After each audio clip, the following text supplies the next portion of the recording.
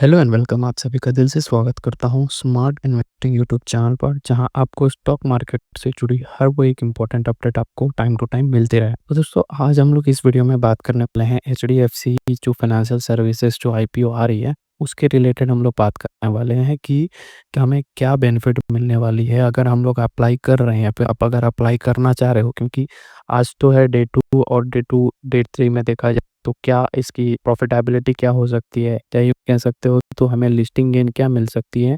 इन सारी चीज़ों के बारे में हम लोग इस वीडियो में डिटेल में बात करेंगे। तो सबसे पहले हम लोग ये जान लेते हैं कि ये जो एचडीबी फाइनेंशियल सर्विसेज है, ये एक्चुअल में काम क्या करती है।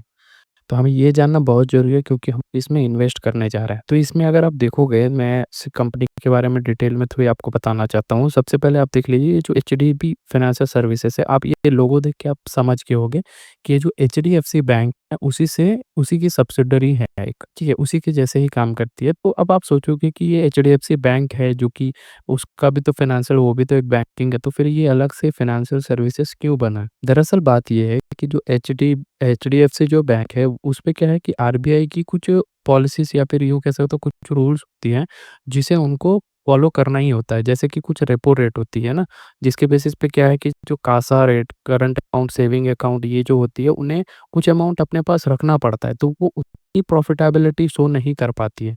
अगर सपोज़ कोई कस्टमर आया जिन्हें लोन चाहिए, और एचडीएफसी बैंक के पास लोन देने का अमाउंट तो है, बट वो एक सर्टेन रेशियो जो आरबीआई ने बोल के रखा है उसके अंदर है, तो वो प्रोवाइड नहीं कर सकती है। तो इसी के कारण क्या है कि ये जो एचडीएफसी फाइनेंशियल सर्विस से इसे बनाया गया है।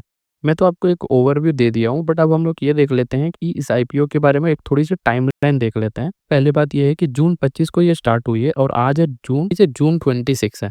तो जून 26 है, तो कल जो है फ्राइडे के दिन ये इसकी लास्ट टाइम है। और जो इसको टेंटेटिव जो अलॉटमेंट है, वो आपको मंडे के तक हो सकती है, और जिन्होंने अप्लाई किया उन्हें नहीं मिला, तो उसकी जो रिफंड्स है वो 1 जुलाई तक मिल जाएगी, और 1 जुलाई को ही डीमैट के आपके जो डीमैट अकाउंट है उसमें ट्रांसफ़र हो जाएगी, और वेडनेसडे से इसकी जो ट्रेडिंग है वो स्टार्ट होने की पूरी संभावना है। तो हम लोग अप्लाई करेंगे, तो इसकी जो फेस वैल्यू है वो ₹10 की, और जो प्राइस बैंड इन्होंने रखा हुआ है वो 700 से लेके 740 ऐसे रखा हुआ है।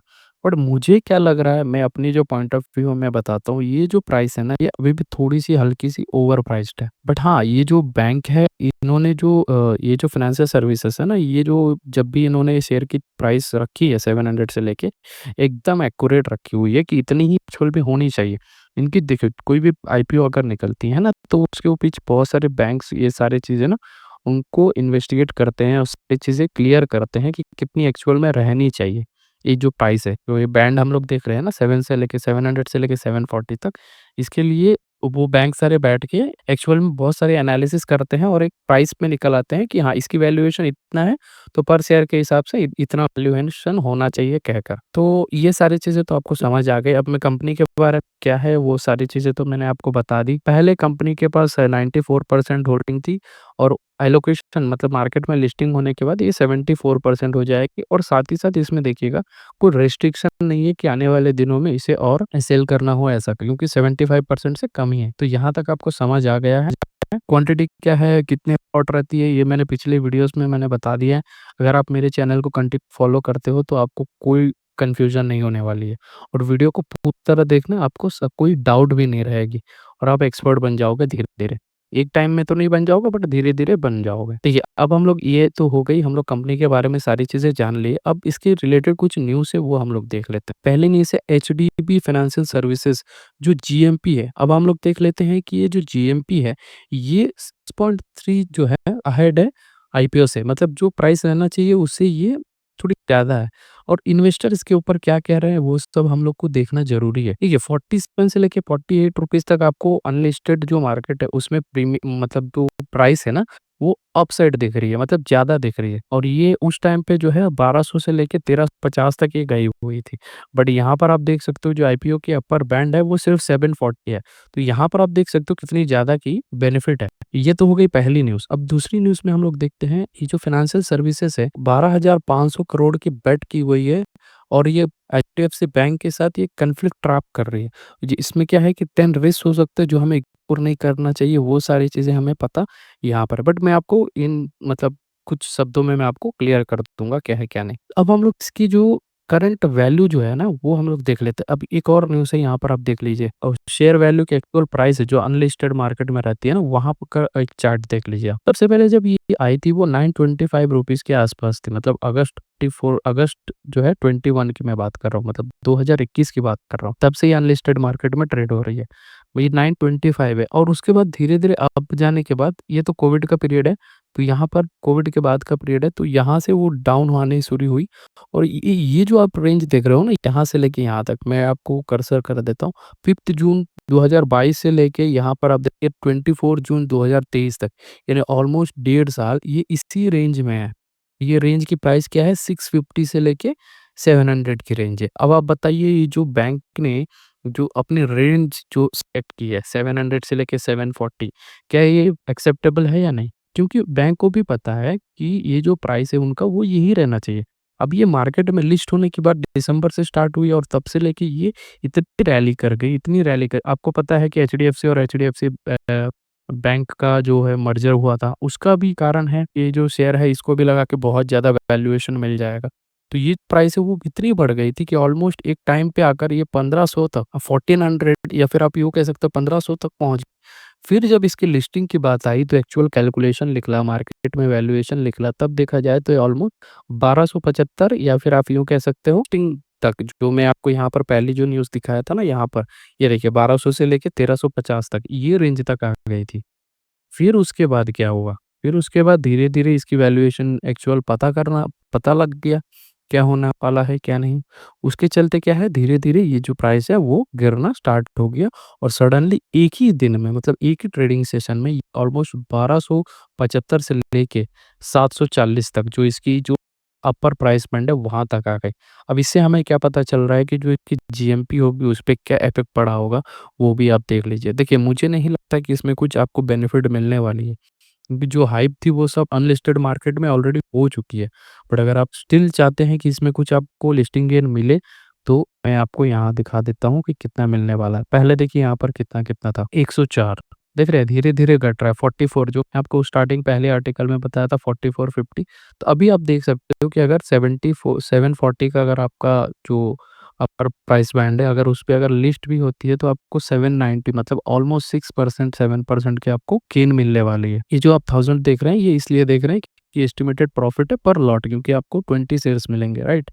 तो 20 इंटू 50 कितनी हो गई, 1000। तो इसे आप इग्नोर करिए, हम लोग पर शेयर के हिसाब से ही काउंट करते हैं। तो आपको क्या है कि अभी 5 टू 6% के आपको गेन मिलने वाली है। अभी भी आपके पास टाइम है ये सोचने का कि आपको क्या अभी इन्वेस्ट करना है या नहीं। ये उससे भी इम्पोर्टेंट, मैं आपको इसमें प्रॉब्लम क्या है, आप देखिए, फाइनेंशियल सर्विसेज ये सब्सक्राइब हो गए 70%। जब इतनी ज़्यादा हाइप है, तो ये डे 2 तक, यानी आज अभी हम अभी देखेंगे तो डे 2 हो चुकी है। डे 2 में अभी भी 70% ही सब्सक्राइब हुई है। ऐसा क्यों? जब हम लोग बहुत सारे आईपीओस में आप देखे होंगे प्रीवियसली, जो डे 1 में ही फुल्ली सब्सक्राइब हो जाती है। अगर आप इस चैनल में कंटिन्यू रहोगे तो मैं अगले 2-3 वीडियो के अंदर में एक और वीडियो बताऊँगा, जिसमें आप देखोगे डे 1 में ही वो ओवर सब्सक्राइब हो गई है, और डे 2 में 43, 44 टाइम्स सब्सक्राइब हो चुकी है। वो क्यों हुई है? तो वो सारी चीज़ को आपको ध्यान देना है। देखिए, बहुत सारी चीज़ें होती हैं। हमें मार्केट में बहुत ही स्मार्ट बनना पड़ेगा, तभी हम लोग जाके कुछ पैसे कमा पाएँगे, राइट? तो अगर आप कुछ नहीं करोगे, सिर्फ़ और सिर्फ़ यहाँ-वहाँ भटक के कोई ना कोई न्यूज़ बेसिस पे अगर आप इन्वेस्टमेंट करोगे, तो मान लेना कि आपका पैसे डूबने वाले हैं। बट आप सिंपली क्या है कि अगर आप चाहते हैं कि मैं इन्वेस्टमेंट करूँ, लॉन्ग टर्म के लिए करूँ और पैसे में ग्रो हो, तो उसमें क्या है कि आपको पहले मेहनत करना पड़ेगा। मेहनत कैसे? आपको एनालिसिस करना पड़ेगा। दुनिया भर की वीडियोज़ यूट्यूब में प्रोवाइड होती हैं। सभी को देखो, आपका टाइम है, सभी को देखो, सारा चीज़ों को एनालाइज़ करो, घर पे बैठो, एक दिन एक स्टॉक के लिए टाइम दो, उसके बारे में डिटेल में सारा कुछ जानो, फिर उसके बाद आप डिसाइड करो कि उस पे आपको इन्वेस्ट करना है या नहीं। मैं आप पहले भी बताया हूँ कि मेरे कुछ 8 पॉइंट्स है, 7 टू 8 पॉइंट्स है, मैं उसके ऊपर काम कर रहा हूँ। मैं अगर हो सके तो मैं बहुत जल्दी प्रोवाइड कर दूँगा। ये जो दूसरी मेरी चैनल है ना, रूपी इन्वेस्टिंग यूट्यूब चैनल, मैं अपने इस चैनल के लिंक में ही, मतलब डिस्क्रिप्शन में भी मैं दे दूँगा, और साथ ही साथ यहाँ पर आप देख सकते हो चैनल में ही आपको प्रोवाइड है। चैनल को आप ज़रूर सब्सक्राइब कर लेना, क्योंकि वो सारी जो वीडियोज़ हैं मैं वहीं पर आपको दूँगा। यहाँ तो सिर्फ़ आपको स्टॉक मार्केट के अपडेट्स मिलते रहेंगे, ठीक है? तो ये हो गई सारी की सारी चीज़ें जो मुझे बतानी थी आप लोगों को, एचडीबी फाइनेंशियल सर्विसेज़ की जो आईपीओ है, उससे रिलेटेड। कनेक्टेड। बाकी सब आपको कैसा लगा वीडियो, क्या है पसंद नहीं आया, सारा चीज़ जो है आप मुझे कमेंट करके बता सकते हैं। उसके ऊपर मैं काम करूँगा और आप लोगों को उससे बेहतर जो भी आपके रिक्वायरमेंट्स है, उस हिसाब से मैं आपको प्रोवाइड करता रहूँगा। ठीक है? तो इसके हिसाब से जो भी मुझे बताना था मैं सारी चीज़ें बता दिया हूँ, कितने में ये मिलेगी, कब-कब मिलेगी, कितनी इसकी जीएमपी है वो भी मैंने आपको दिखा दिया। अभी इसका क्या वैल्यूएशन है, क्या नहीं है। मैं 700 से 740 ये भी मैं हाई बता रहा हूँ, वो भी मैंने आपको बता दिया। ठीक है? यहाँ पर देखिए 70% सब्सक्राइब होने के बाद भी इसकी जो जीएमपी है वो 7% नीचे गिर गई।